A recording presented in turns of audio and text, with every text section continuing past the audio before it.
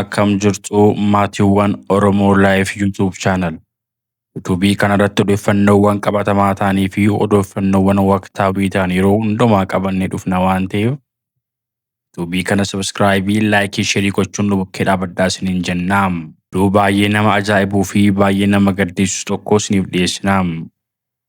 Dubartiin maqaan ishee Roozaa jedhamtu kan lammii Ameerikaa kan taatee fi umuriin ishee kan 55 kan ta'e dargaggeessa Kadiir jedhamu kan umuriin isaa 25 ta'e waliin gaa'ela dhaabbachuun isaanii ni yaadatama.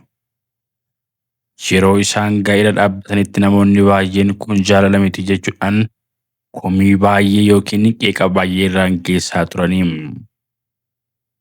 Isaanim karaa toora tiiktookii isaanii deebii namoota hedduuf kennaa turanii. Jaalalli isaanii jaalala dhugaa ta'uu isaanii ifatti kan mul'isanii fi deebii namoota baay'eef kan kennanidha. Namoonni baay'een garuu kun jaalalaaf osoo hin taane qabeenya irraa fayyadamuudhaaf yookiin bu'aa irraa argachuudhaaf akka itti dhiyaate kaasaniiru.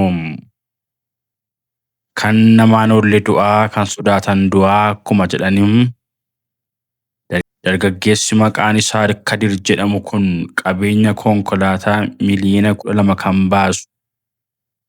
Innis kan dubartii Roozaa jedhamtu yookiin kan haati manaa isaa bittee fi gara Ameerikaatti deemtee turteem. Innis ooleen bulleem.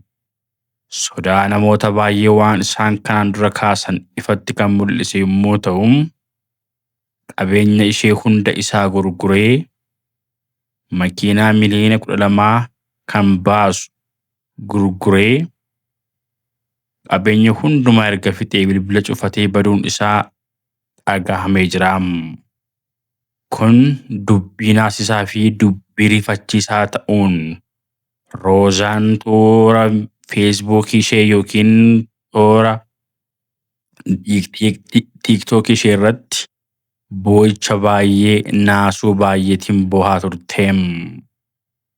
Innis akkuma namoonni kanaan dura jechaa turaniin faayidaa irraa argachuudhaaf yookiin bu'aa addaa tokko irraa argachuuf itti dhiyaateem.